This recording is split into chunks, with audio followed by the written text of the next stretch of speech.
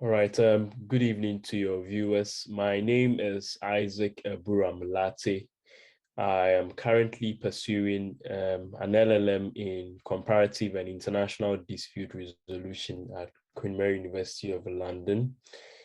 I applied for the Chevening Scholarship last year, and I got shortlisted for the interview, attended the interview, and was eventually selected as part of the scholars for Ghana for the 2021-2022 cohort. So yes, that's briefly about me. Great. Yeah. So we'll just delve right into the conversation. I know this conversation is going to be very short.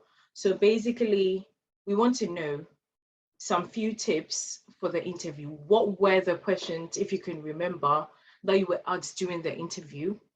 How did you go about the question? And what would be some few tips you would give to somebody who is preparing for the interview? In some few weeks or months to come. Yeah. Okay, thank you very much for the question. First of all, I'd like to congratulate all the viewers who are watching this. I presume that if you are watching this video, you may have been selected for the Chevening interview. And this is one step closer to getting the Chevening Award.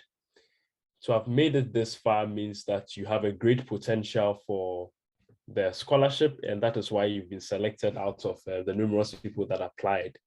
And so that in itself is a big achievement. Now, coming to the interview and the questions that were asked, first of all, what I would like to say is that the interview is not anything exceptional from the questions that you were asked on the essay. You know, it's basically the same approach, but from a different perspective or from a different dimension. You know, you were asked some questions for the essays, and these were the questions that you answered in writing. Now, this is an opportunity for you to attend the interview, whether in person or online, to demonstrate that you know what you actually wrote about, or they want to have a personal experience or a personal feeling to, you know, the documents that they have in front of them. And the reason is that, I mean, it's very easy to get somebody to write essays for you. You know, anybody at all can ask somebody to assist them. And because there's no system in checking whether you were actually the one who wrote the essays, the interview, I believe, will give them an opportunity to verify whether the scripts that they have is indeed something that you authored. So in terms of the questions, they are basically the same questions, but it's an avenue for them to satisfy themselves that the person who claims to have written the essay indeed actually wrote the essays. Now, coming to the questions, specifically, you should be expecting nothing more or nothing beyond, again, like I said, the questions that you were asked. However, there may be a few twists and turns to the questions, all in a bid to identify whether you are the one who wrote the questions. And so, obviously, there will be general questions, which may be followed by specific questions, and what I term as follow-up questions. So with the general questions, these will be questions like why you chose Chevening, you know, tell us about who you are.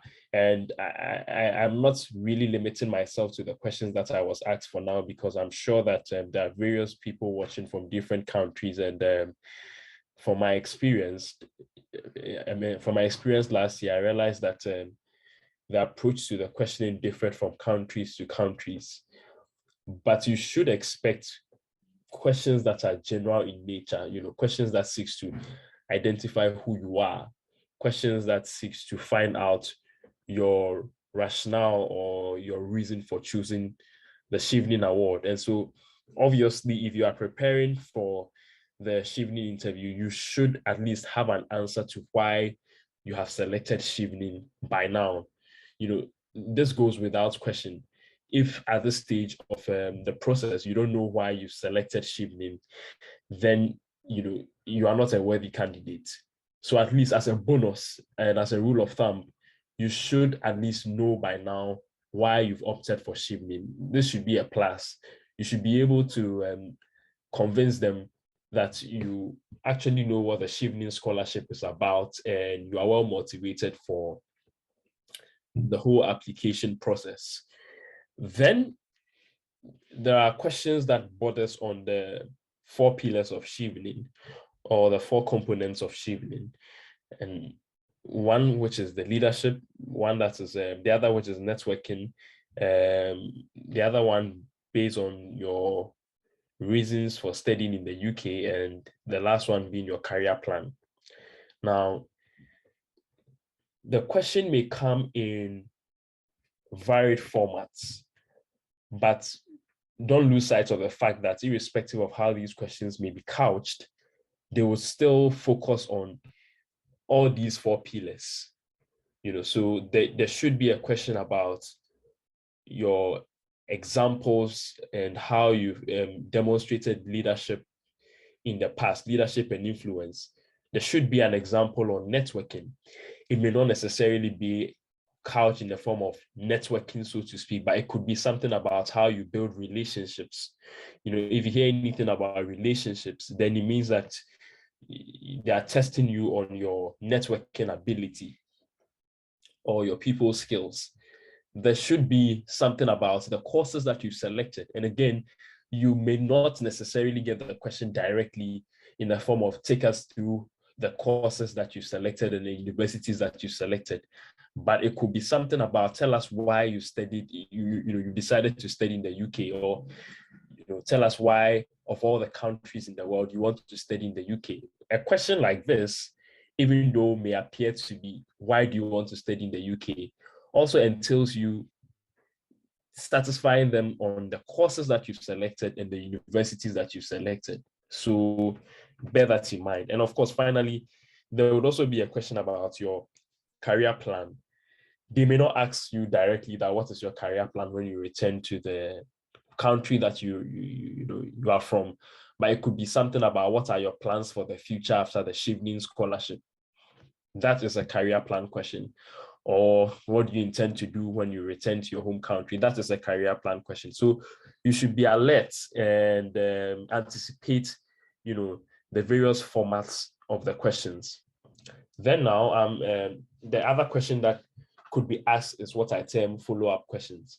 And now with the follow-up questions, these could be industry-related questions, and that is dependent on the field that you find yourself in. And also that is also dependent on what you've written in your essay. So coming back to the leadership and influence section, after you may have given your examples of the various leadership experiences that you've demonstrated in the past, now they could ask specific follow-up questions such as what were the challenges that you experienced, when you were trying to demonstrate these traits of leadership? Or on hindsight, or what could you have done differently, about the various examples that you've given, or anything of that sort, and I believe that these kind of questions are asked in a bid to actually test whether the examples you've given are really from you. Because if you've done something, if you've talked about a project that you claim you did, and you are asked challenges that you face, it shouldn't be difficult to talk about the challenges that you face if you were the one who did it, because you'll be in a position to tell us about the challenges that you faced. And if you are asked to talk about a different approach that you could have done something, I mean, time gives us the benefit of hindsight. So if you've done something, you can reflect on it to know that, okay, if I'd done it this way, it would have been better, And it's also one of the ways of testing your perspective as a leader, because every great leader should always be able to look back and reflect on his or her leadership journey. to be able to assess him or herself critically to see how he or she could have done something differently and achieved a greater impact. So that is in respect of the follow-up questions. Then coming back, industry-related question, you could be asked to give an advice to somebody who wants to pursue your chosen line of career or your chosen field. I do recall that I was asked to advise anybody who wanted to pursue a career in law. So if you are a medical practitioner, you know, at whatever stage you find yourself in your career, you should be able to have some kind of tips for anybody who wants to pursue your profession.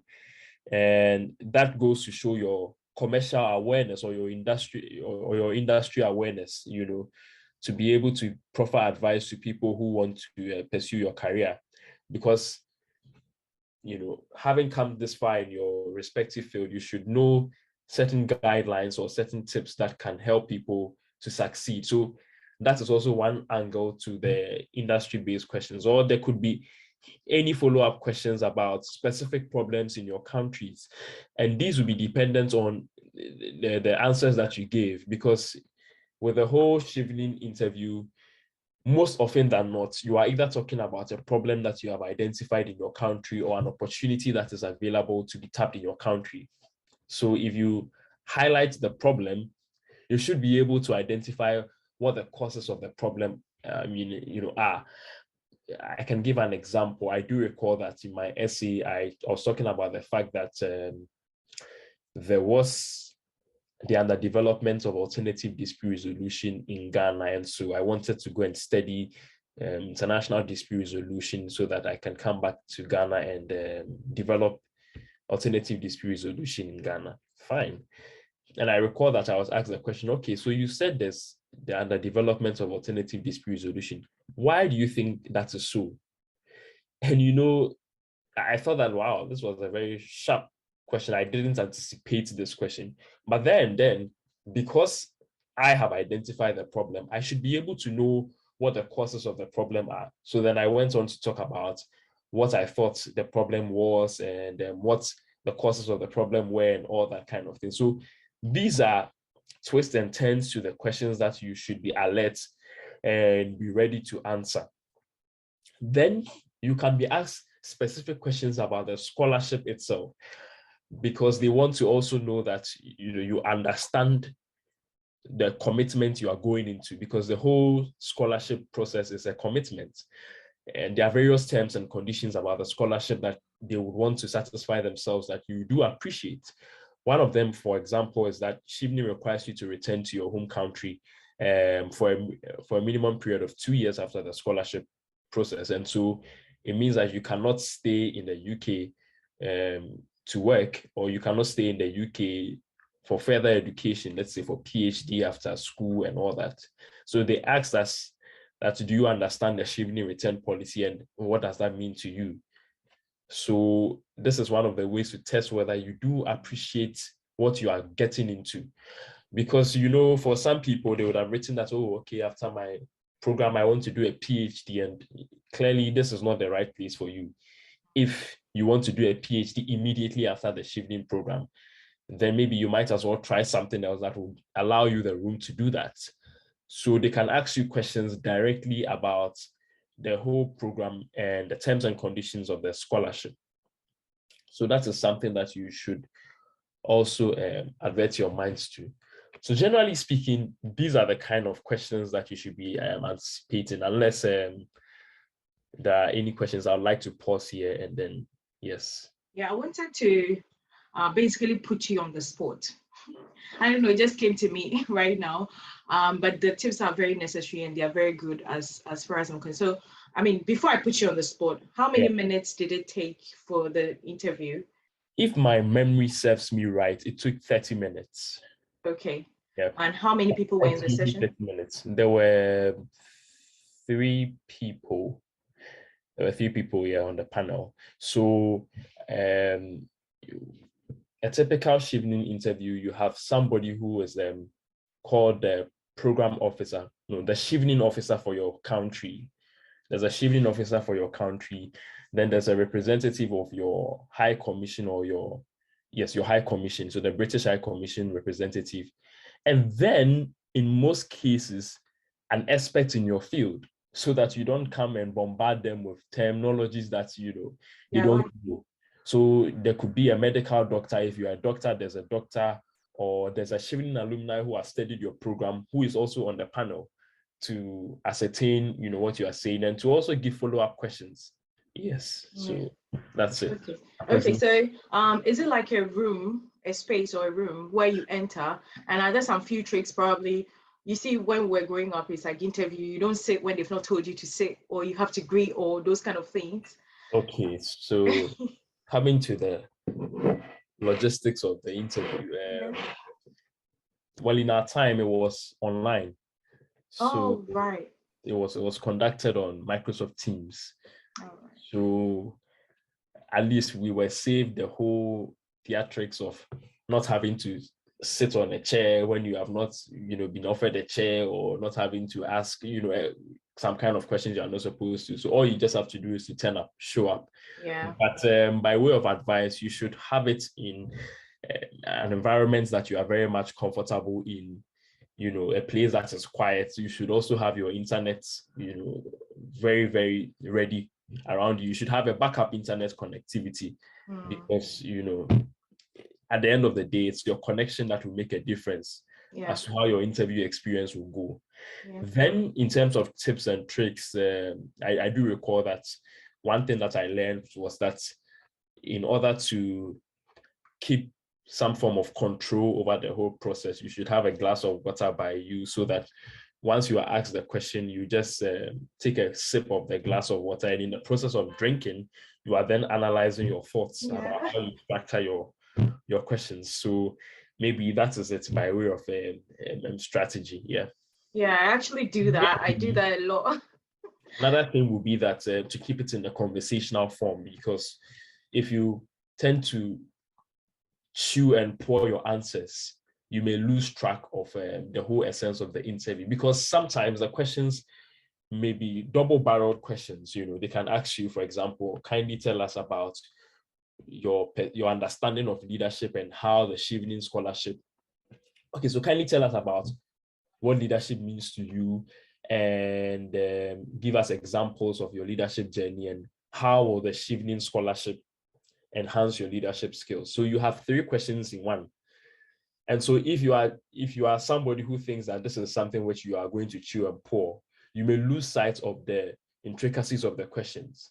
So when it's a conversational format, you don't tend to digress from the question that is asked. It enables you to process your responses to all these double-barreled questions, and then you give your responses to them. So just feel at ease, and then be in control of the conversation. Yeah. Okay. So coming to the spot on question, like I'm going to maybe give you a question. All right.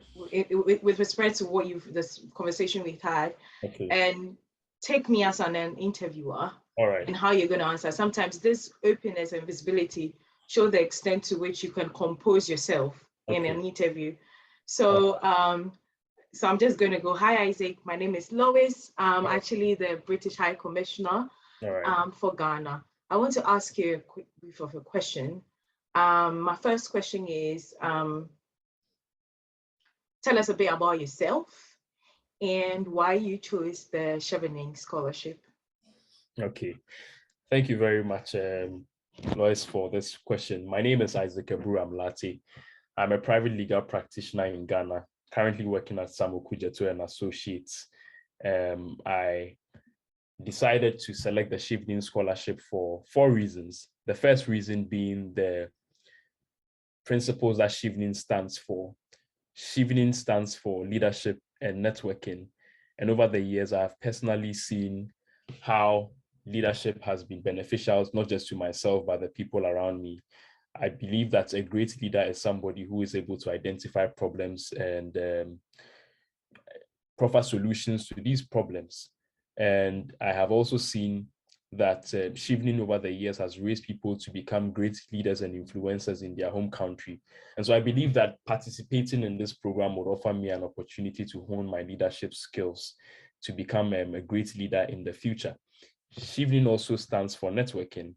And I must say that in this 21st century, you cannot achieve great success without network. You know, the UN Sustainable Development Goals has partnership for the goals as one of the goals for the Sustainable Development Goals. And I believe that in this century, you need the collaboration of other people to be able to achieve this. So Chevening offers me an opportunity to network with people and scholars from different countries to be able to achieve my goals. The next reason why I've chosen Chevening is that it's the only scholarship that offers a comprehensive package, not just to study in the UK, but to also partner with the UK government to make an impact in my home country. I am passionate about the UK's relation with Ghana over the past years. The UK and Ghana have been trade partners for a very long time and are making significant progress with our commercial court system.